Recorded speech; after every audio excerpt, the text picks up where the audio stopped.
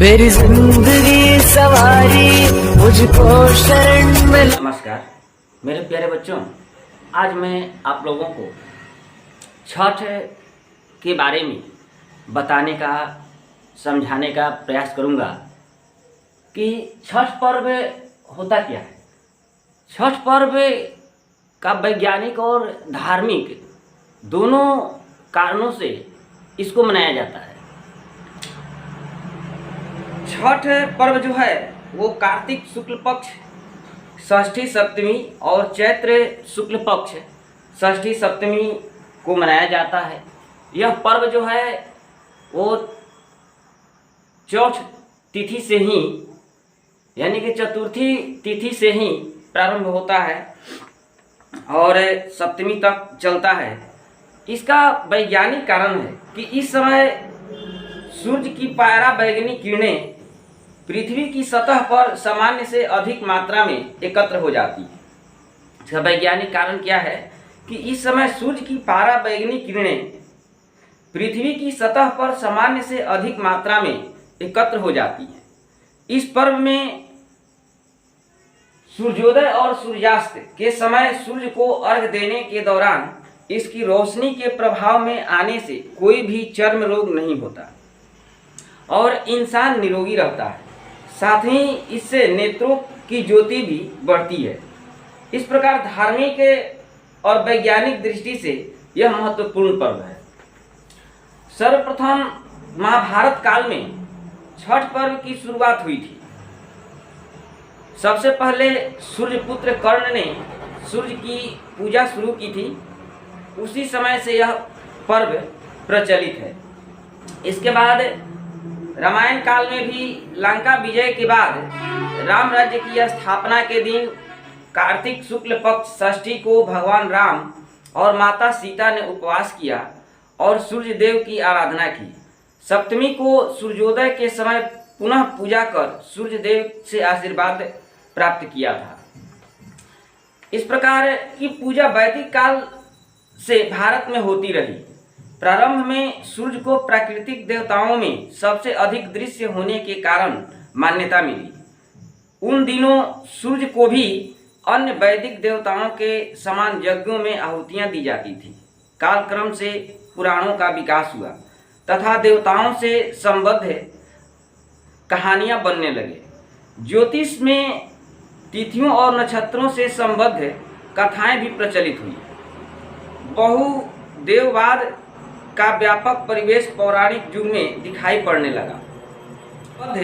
भविष्य महापुराण तथा सांब उपपुराण विकसित हुए जिनमें सूर्य पूजा का व्यापक विवरण दिया गया। सप्तमी तिथि के देवता के रूप में सूर्य को जोड़ा गया। इसके पीछे वैज्ञानिक कारण था कि सूर्य की किरणों में 7 रंग होते हैं, इसलिए सूर्य को 7 घोड़ों के रथ पर चलने वाला कहा गया।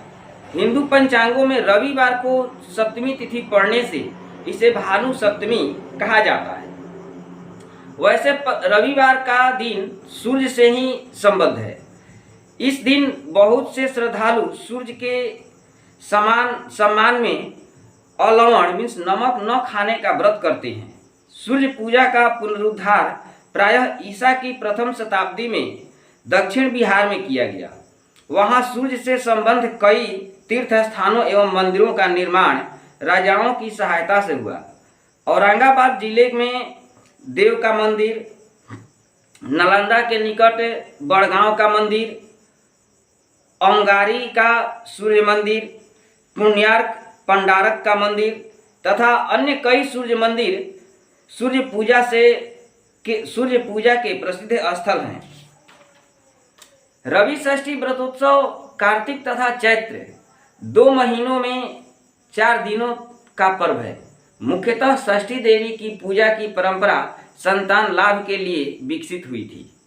उसे सूर्य सप्तमी से जोड़कर इस व्रतोत्सव में संयम की भव्य कल्पना की गई।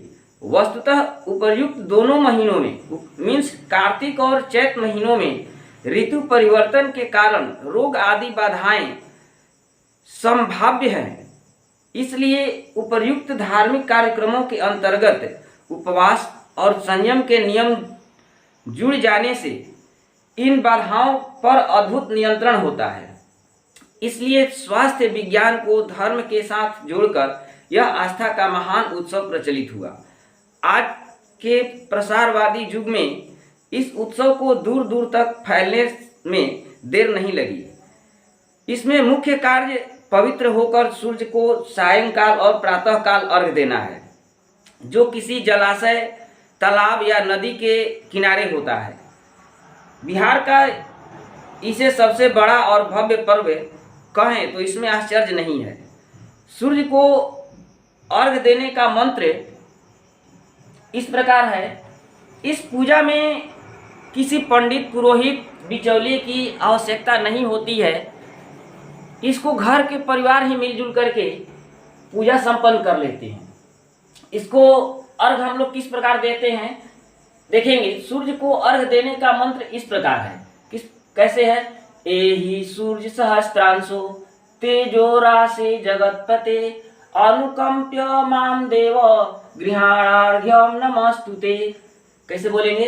एहि सूर्य सहस्त्रांशो तेजो राशि जगत्पते अनुकंप्य माम देव गृहाणार्घ्य नमस्तुते। इसके बाद इसको एक प्रकार से और हम लोग भी कहते हैं, कुछ करना नहीं है, कहीं कहीं बदल देते हैं। कैसे? एहि सूर्य सहस्त्रांशो तेजो राशि जगत्पते अनुकंप्य माम भक्त्या गृहाणार्घ्यम दिवाकर है। तो इस प्रकार से भी इसको दे सकते हैं। या सहस्त्रांशो तेजो राशि जगत्पति अनुकंप्य माम देव गृहाणार्घ्य नमस्तुते। तो इसको देने के बाद हम लोग जल गिराते हैं, और जल गिराने के बाद एक चीज ध्यान रखेंगे, जल देने के बाद हम लोग दाहिने से परिक्रमा करते हैं। क्या करते हैं? दाहिने से परिक्रमा करते हैं। तो उसको परिक्रमा ही नहीं बल्कि प्रदक्षिणा भी कहते हैं। तो दक्षिणा मीन्स दक्षिणा, दाहिने का अर्थ दक्षिण भी होता है। दाहिने से जो हम लोग घूमते हैं उसका अर्थ क्या होता है? दक्षिण भी होता है। इसी वजह से परिक्रमा को प्रदक्षिणा भी कहा जाता है। इसका मंत्र इस प्रकार है। कैसे? जब हम जल गिरा लिए तो क्या करते हैं? यानी कानी च पापानि जन्मांतर कृतानि च तानि सर्वाणि नश्यन्तु प्रदक्षिणा पदे पदे। तो इसको इस प्रकार से अब हम लोग कहेंगे, जब जल देते हैं और जल देने के बाद परिक्रमा करते हैं, दोनों तो एक ही साथ होता है, तो दोनों मंत्र को हम लोग को एक साथ ही बोलना होता है। कैसे? एहि सूर्य सहस्त्रांशो तेजो राशि जगत्पते अनुकंप्य माम देव गृहाणार्घ्य नमस्तुते यानि कानि च पापानि जन्मांतर कृतानि च तानि सर्वाणि नश्यन्तु प्रदक्षिणा पदे पदे। इसके बाद ओम सूर्याय नमः, ओम आदित्याय नमः, ओम नमो भास्कराय नमः अर्घ्य समर्प्यामि कह करके हम लोग अपना अर्घ्य जो है वो समाप्त कर देते हैं। तो इसमें यदि आपको कुछ भी याद नहीं है तो कोई भी एक लेकर के, या तो ये लें, यही सूर्य सहस्त्रांशो तेजो राशि जगत्पति अनुकंप्य माम देव गृहाणार्घ्य नमस्तुते कह करके यानी कानी च पापानि पढ़ सकते हैं। या यदि वो सब भी नहीं याद हो रहा है, इतना कह करके भी ओम सूर्याय नमः, ओम आदित्याय नमः, ओम नमो भास्कराय नमः अर्घ्यम समर्प्यामि, इतना कह करके भी आप जल दे सकते हैं। तो इसके बाद हम लोग देखेंगे कि सूर्योपासना के महत्व पर यदि हम लोग प्रकाश डालते हैं तो यह व्रत लोग निरोगिता तथा ऊर्जा प्राप्त करने के उद्देश्य से मनाते हैं। यूं तो वह मुख्यतः बिहार का पर्व है, लेकिन इसके महत्व को जानकर अन्य जगहों में भी यह पर्व लोग मनाने लगे हैं। सूर्य की पूजा वैदिक काल से भारत में होती रही है। प्रारंभ में सूर्य को प्राकृतिक देवताओं में सबसे अधिक दृश्य होने के कारण मान्यता मिली। यह पर्व कार्तिक एवं चैत्र के शुक्ल पक्ष षष्ठी तिथि को मनाया जाता है। ऐसी मान्यता है कि सूर्योपासना से आरोग्यता प्राप्त होती है। इस व्रत को बड़ी निष्ठा एवं विश्वास से करते हैं। शुक्ल पक्ष की प्रतिपदा तिथि से इस व्रत की तैयारी शुरू हो जाती है। चतुर्थी तिथि को व्रती संयम नियम नहाय खाए से खाता है। पंचमी तिथि को व्रती दिन भर उपवास रखते हैं तथा सूर्यास्त के बाद खीर रोटी खाते हैं तथा दूसरे लोगों को भी प्रसाद स्वरूप देते हैं। षष्ठी तिथि को उपवास रखते हैं तथा संध्या समय सूप में पकवान और फल आदि रखकर तथा दीप जलाकर सूर्य को अर्घ देते हैं। रात में व्रती जमीन पर सोते हैं। सप्तमी तिथि को प्रातः काल सवेरे स्नान करके उगते सूर्य को पूर्ववत अर्घदान करते हैं। व्रती स्वयं भी प्रसाद खाते हैं और अन्य लोगों को भी प्रसाद देते हैं। रवि षष्ठी व्रतोत्सव, इसमें संधि और विभक्ति दोनों का प्रयोग किया गया है।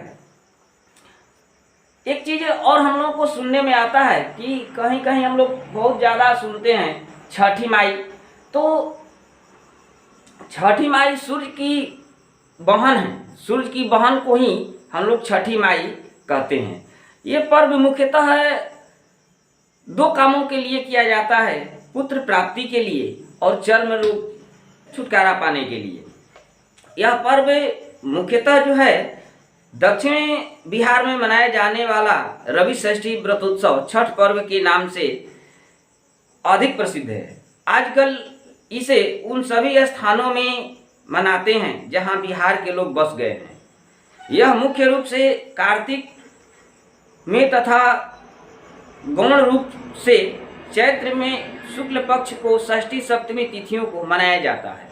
वैसे इसकी तैयारी कई दिन पहले से होने लगती है। विभिन्न जलाशयों के आसपास व्रत करने वाले स्त्री पुरुष सायंकाल तथा प्रातःकाल जब सूर्य को अर्घ देने जाते हैं तो विशाल मेले का दृश्य होता है। यह उत्सव बिहार की विशेष पहचान है। तो इस पाठ में कुछ परिचय दिया गया है, सुनेंगे। एक फुल स्टॉप से दूसरा फुल स्टॉप तक का अर्थ बताएंगे। आप लोग लिख भी सकते हैं और इस वीडियो को शुरू से अंत तक देखेंगे, तब जाकर के आपको अच्छा से समझ में आएगा। कह रहा है कि प्राकृतिक पदार्थेषु सूर्य सर्वाधिक तेजस्वी आरोग्य प्रदश्च मन्यते। प्राकृतिक पदार्थों में सूर्य को सर्वाधिक मीन्स सबसे अधिक तेजस्वी मीन्स तेज प्रदान करने वाला, ऊर्जा प्रदान करने वाला और आरोग्य प्रदश्च मन्यते और निरोगिता प्रदान करने वाला माना जाता है। यार, प्राकृतिक पदार्थेषु सूर्य सर्वाधिक तेजस्वी आरोग्य प्रदश्च मन्यते। प्राकृतिक पदार्थों में सूर्य को सबसे अधिक तेजस्वी, तेज प्रदान करने वाला या सबसे अधिक आत्मबल प्रदान करने वाला और निरोगिता प्रदान करने वाला मीन्स स्वास्थ्य को प्रदान करने वाला या आरोग्य को प्रदान करने वाला माना जाता है। अनेन सर्वे जीवा प्राणिनः वनस्पतयः प्राणान् लभन्ते। जिससे सभी जीवित प्राणी, वनस्पति यानी कि पेड़ पौधे क्या पाते हैं? प्राणान् लभन्ते, जीवन प्राप्त करते हैं। इससे सभी जीवित प्राणी जो है वो जीवन को प्राप्त करते हैं। अस्य उपयोगिता विचार्य देव रूपेण इमं पूजयन्ति जमना। ऐसा इसकी उपयोगिता पर विचार करके इन्हें देव के रूप में लोग पूजते हैं। प्राचीन काल से ही सूर्य भगवान इति पूज्यते।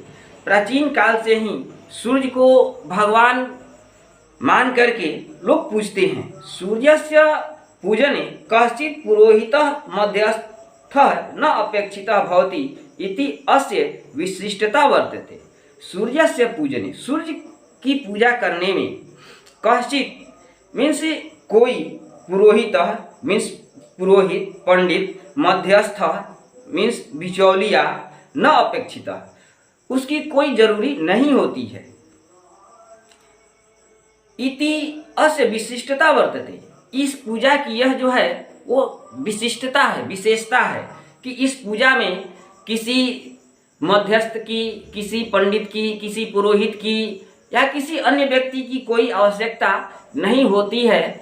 व्रती अपने घर के परिवार के साथ ही इस पर्व को पूर्ण कर लेते हैं, संपूर्ण कर लेते हैं या पर्व को कर लेते हैं।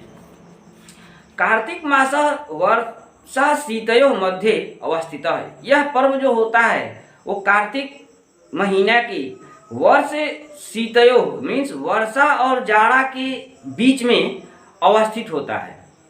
यह पर्व कब होता है? कार्तिक महीना के जाड़ा और वर्षा दोनों महीना के बीच में यह पर्व जो है वो अवस्थित होता है, यानी कि होता है।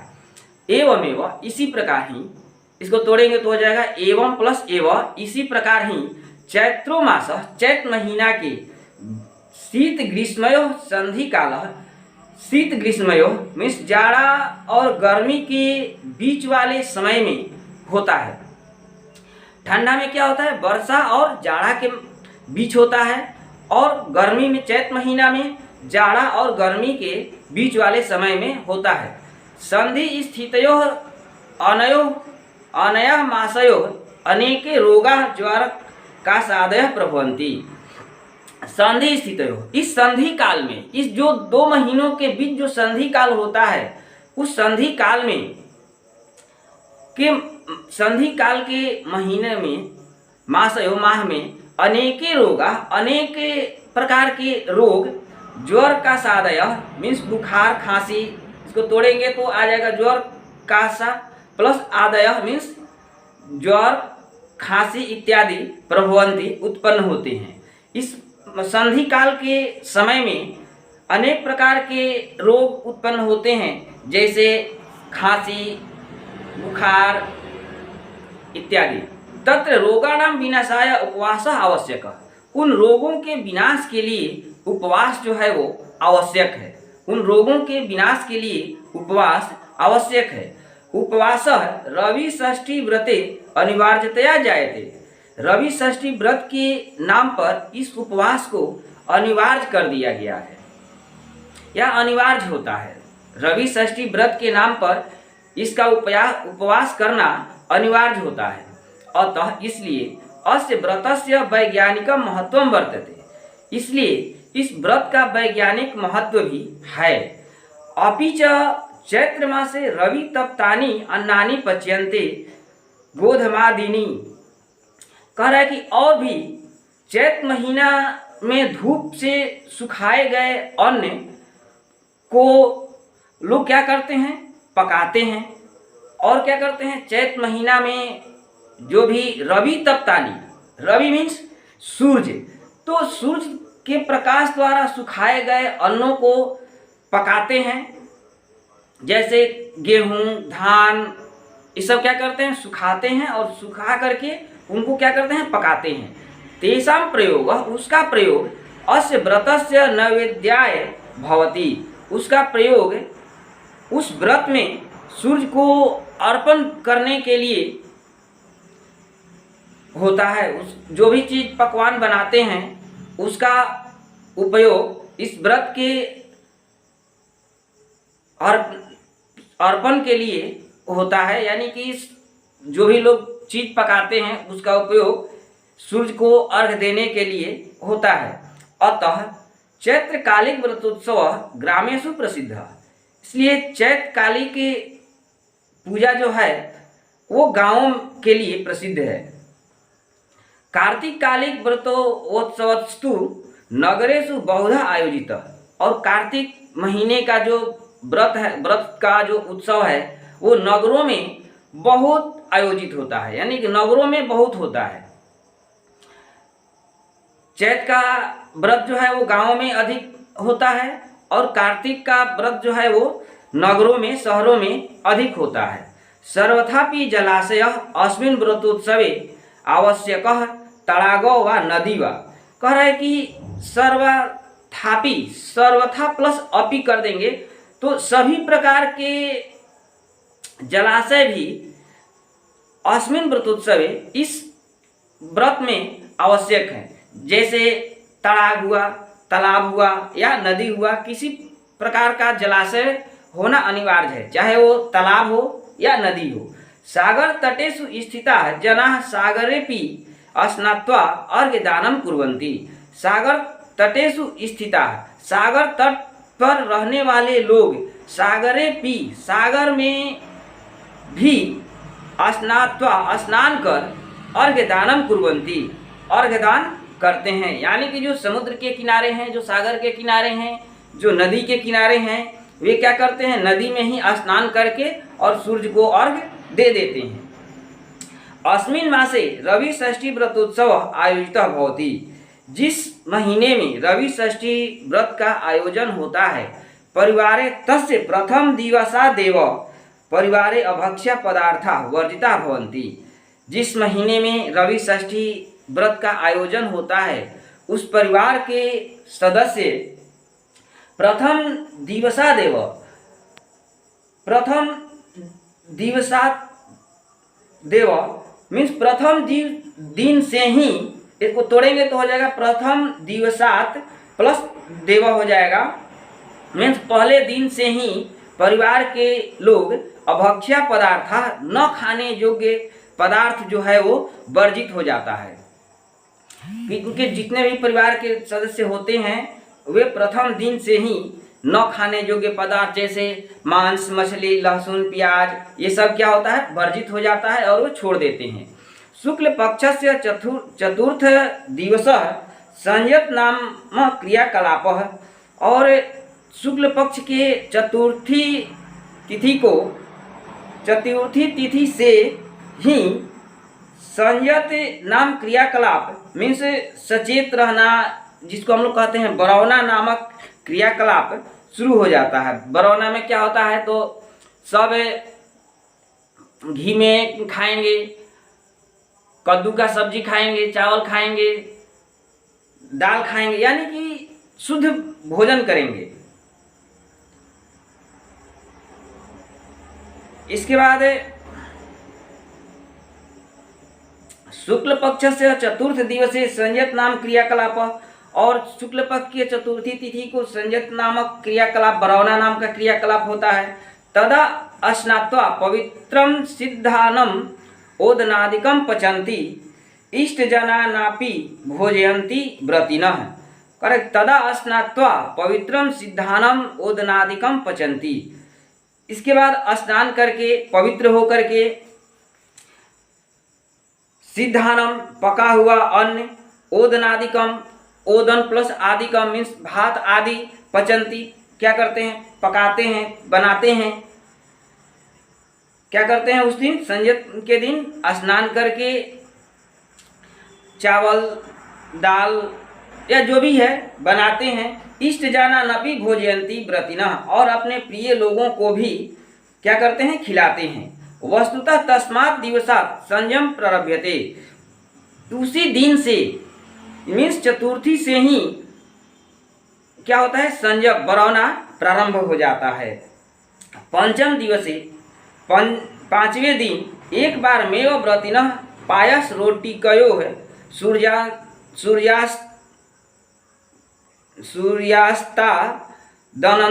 सूर्यास्तादनन्तरम भोजनम कुर्वन्ति। पांचवें दिन एक बार ही व्रती पायस रोटी कयो मीन्स खीर और रोटी सूर्यास्त अनंतरम मीन्स सूर्यास्त के बाद भोजन करते हैं। पांचवें दिन क्या करते हैं, तो सूर्यास्त के बाद खीर और रोटी खाते हैं। इष्ट जना नापि भोजयंती, और अपने प्रिय लोगों को भी खिलाते हैं। ततः षष्ठ दिवसे संपूर्ण दिवसम अनाहारः व्रतिनः सायंकाले सूर्पेषु फलानि धारयित्वा दीपकम च प्रज्वलाय सूर्याय अर्घ्यदानं कुर्वन्ति। इस प्रकार षष्ठ दिवसे छठे दिन संपूर्ण दिवसम पूरा दिन अनाहारः व्रतिनः भूखे रह करके व्रती सायंकाले संध्या के समय सूर्पेषु सूपों में फलानि धारयित्वा फल रख करके दीपकम च प्रज्वलाय और दीपक जलाकर सूर्याय अर्घ्यदानं कुर्वन्ति, और सूर्य को अर्घ्यदान करते हैं। इदम दृश्यम मतीव पवित्र मनोहरम च, यह दृश्य जो है वो बहुत सुंदर और पवित्र होता है। रात्रौ भूमि सहित्वा व्रतिनः पुनः प्रातः काले सप्तम दिवसे उदीयमानाय सूर्याय स्नान पूर्वकम अर्घ्यदानं पूर्वोत कुर्वन्ति। और क्या करते हैं? इदम दृश्य अतीव पवित्रम मनोहरम च, यह दृश्य जो है वो बहुत सुंदर और पवित्र है। रात्रो भूमौ सहित्वा, रात में भूमि पर सो करके व्रति पुनः प्रातः काले, फिर सुबह के समय सप्तम दिवसे 7वें दिन उदीयमानाय सूर्याय, उगते हुए सूर्य को स्नान पूर्वकम, स्नान करके अर्घ्यदान पूर्ववत कुर्वन्ति, यानी कि जिस प्रकार षष्ठी तिथि को अर्घ्य दिए थे उसी प्रकार सप्तमी तिथि को भी उसी प्रकार अर्घ्यदान करते हैं। तदंतरम पारणम क्रियते, उसके बाद क्या करते हैं? पारण करते हैं। व्रतिनः स्वयं प्रसाद ग्रहणम कुर्वन्ति अपरेभ्यश्च प्रेक्षन्ति, व्रति स्वयं अपने प्रसाद ग्रहण करते हैं और दूसरे को भी देते हैं।